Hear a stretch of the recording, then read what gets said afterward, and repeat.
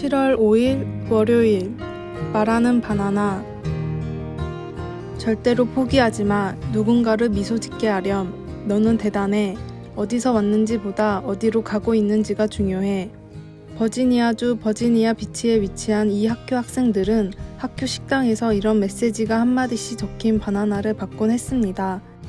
식당 관리인 스테이시 트루먼이 시간을 내어 과일에 격려 메시지를 쓴 것인데 아이들은 이것을 말하는 바나나라고 불렀습니다.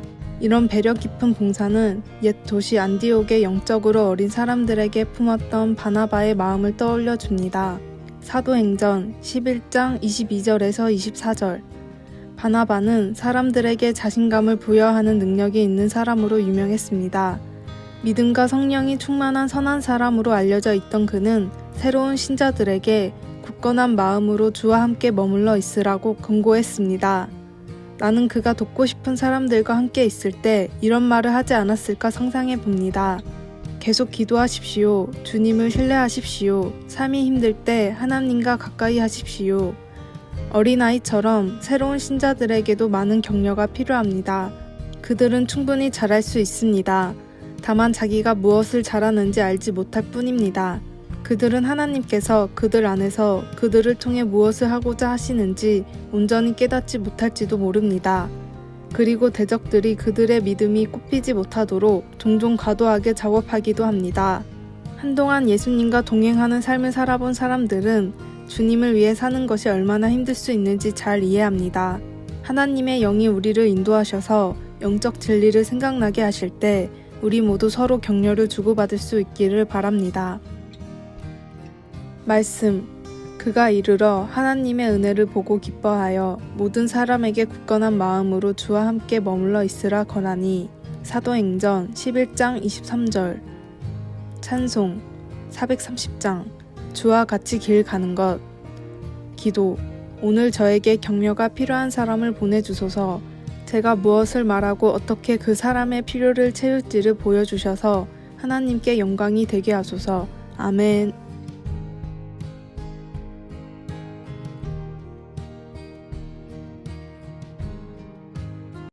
7월 6일 화요일.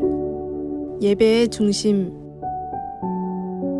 갓피플닷컴이 크리스천 약 2,000명을 대상으로 한 설문조사에 따르면 예배 시간에 지각하는 이유는 다음과 같았습니다. 첫 번째, 옷과 머리 등 교회 갈 준비를 하며 단장을 하느라 20.1%. 두 번째, 잠자리에서 일어나지 못해 늦장을 부리다가 15.4%.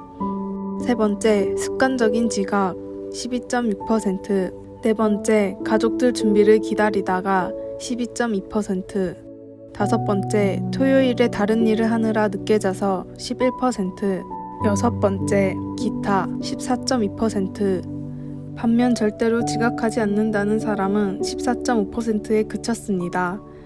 미국의 크리스천 커뮤니티 처치리더스닷컴의 연구에 따르면 성도들의 출석률의 변동이 심하고 지각률이 높은 교회는 점점 퇴화되고 반면에 인원에 상관없이 꾸준히 출석하는 성도들이 많은 교회는 성장 지표가 점점 높아지고 있다고 합니다. 우리의 예배를 드리는 모습 그리고 예배 시간을 대하는 모습은 어떻습니까? 예배를 하나님께 신령과 진정으로 드리고 있을까요? 아니면 최소한 그러려고 노력을 하고 있을까요? 교회와 하나님의 사역에 도움이 되는 예배 생활 중이십니까? 그렇지 않다면 다시 처음으로 돌아와야 합니다. 하나님이 기뻐하시는 예배가 되도록 마음을 새롭게 해야 합니다. 시간을 지켜 예배의 회복을 위한 첫걸음을 시작하시기 바랍니다. 오늘의 말씀. 여호와께 그의 이름에 합당한 영광을 돌리며 거룩한 옷을 입고 여호와께 예배할지어다. 시편 29편 2절. 오늘의 찬송 47장 하늘이 푸르고. 오늘의 만나. 주님 하나님을 높여드리는 예배를 위해 희생하고 노력하게 하소서. 지각을 쉽게 생각하지 말고 예배 시간부터 지키는 성도가 되도록 노력해 봅시다.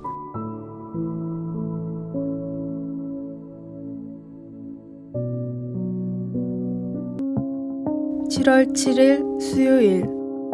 새 힘을 얻음. 정신과 의사 로버트 콜스는 다른 사람을 위해 봉사하다가 지쳐 나가 떨어지는 사람들에게서 한 가지 유형을 발견했습니다. 그 첫 번째 경고 신호는 피로감입니다. 그 다음에는 일이 잘 되어 가도 냉소적이 되고 그러다가 마음의 응어리나 실망감, 우울증이 생기면서 마침내는 완전히 지쳐 나가 떨어집니다. 성경 말씀은 지쳐버리는 것을 극복하는 두 가지 전략을 알려줍니다. 이사야 40장은 피곤한 자는 여호와를 앙망할 때 새 힘을 얻게 된다고 말합니다. 우리는 약해져 가는 자신을 밀어붙이는 대신 하나님의 행하심을 믿으며 그분 안에서 쉬는 것이 필요합니다. 또한 시편 103편은 하나님께서 좋은 것으로 우리의 소원을 만족하게 하셔서 우리를 새롭게 하신다고 말합니다. 그 중에는 용서와 구속하심에 관한 내용도 있지만 하나님께서 기쁨과 놀이도 주신다고 말합니다. 바쁠 때는 일정을 수정하여 더 많은 기도와 휴식, 그리고 사진 찍기 같은 취미 활동을 넣어 보십시오. 다시 건강해지는 것을 느끼기 시작할 것입니다. 지치는 것은 피로에서 시작됩니다. 피로가 더 심해지기 전에 멈추어야 합니다. 우리의 삶에 예배와 쉼이 함께 존재할 때 다른 사람들을 가장 잘 섬길 수 있습니다. 말씀, 여호와를 송축하라. 좋은 것으로 내 소원을 만족하게 하사. 시편 103편 1절 5절. 찬송 354장. 주를 앙모하는 자.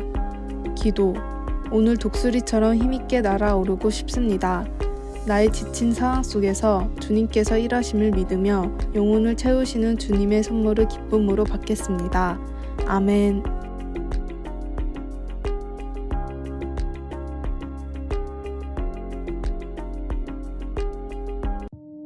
7월 8일 목요일. 열심의 무게. 보노 박사가 복음 전도자 무디를 모시고 영국에서 집회를 주도한 적이 있었습니다. 예든버러에서만 무려 3개월 동안 계속됐던 집회는 지역 주민 중에 참가하지 않은 사람이 없었을 정도로 은혜가 넘치고 뜨거웠습니다. 사람들은 무디와 더불어 이 집회의 총책임자였던 보노 박사에게도 큰 찬사를 보냈습니다. 그런데 집회가 끝나고 며칠 뒤에 보노 박사의 꿈에 천사가 찾아왔습니다. 그리고 자기 마음속에서 하나님을 향한 열심을 꺼내더니 저울에 재며 말했습니다. 당신의 마음에 하나님을 향한 열정은 100kg이나 되는군요. 그런데 자세히 살펴보니 다른 사람보다 잘하고 싶은 마음으로 한 것이 15kg, 명예를 위해 한 것이 20kg, 자기 지역의 세를 얻으려는 마음은 15kg, 사람에게 믿음을 가시하기 위한 것이 30kg입니다. 하나님을 향한 순수한 열정은 20kg밖에 되질 않네요. 비록 꿈이지만 이 말을 들은 보노 박사는 단 한마디도 변명을 할 수 없었습니다. 이윽고 꿈에서 깬 뒤 깊은 회개의 기도를 드린 박사는 이후로는 무슨 일을 하든 교만하지 않고 오로지 하나님의 영광만을 드러내기 위한 사역을 위해 끝까지 노력했습니다. 내 안의 모든 마음이 오로지 하나님을 향해 있지 않으면 교만과 자기 자랑입니다. 하나님을 향한 순수한 열정을 모든 일의 동기로 삼으십시오. 오늘의 말씀. 오직 너희의 심령이 새롭게 되어 하나님을 따라 의와 진리의 거룩함으로 지으심을 받은 새 사람을 입으라. 에베소서 4장 23절에서 24절. 오늘의 찬송 424장. 아버지여 나의 맘을. 오늘의 만나. 사람이 아닌 하나님을 바라보고 헌신하게 하소서. 모든 사역을 하나님을 향한 순수한 열정으로 하도록 노력합시다.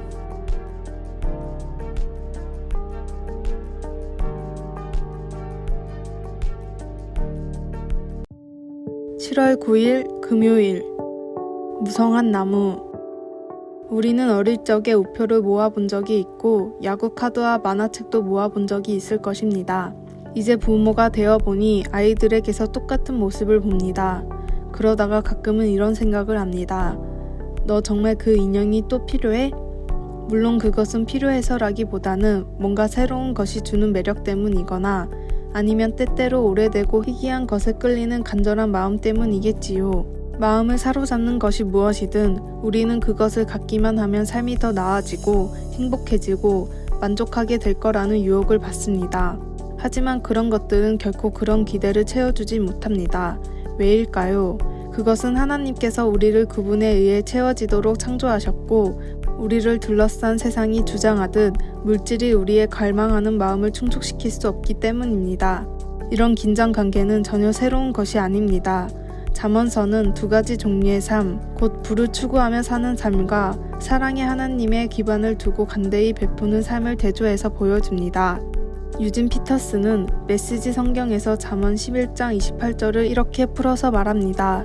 물질에 발친 삶은 나무 그루터기 같이 죽은 삶이고 하나님이 빚으시는 삶은 무성한 나무와 같다. 이 얼마나 생생한 묘사인가요?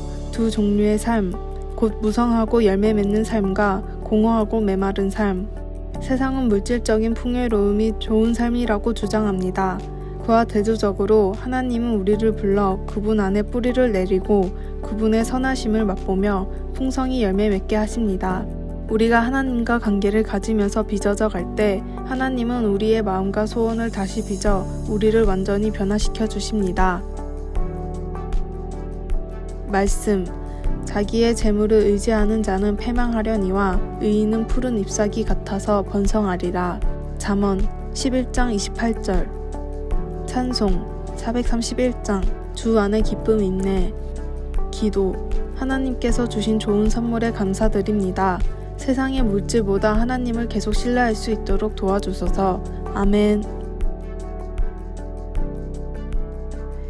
아래의 빨간색 글자 구독을 누르시어 더 많은 전도의 열매를 맺으시기를 기도합니다.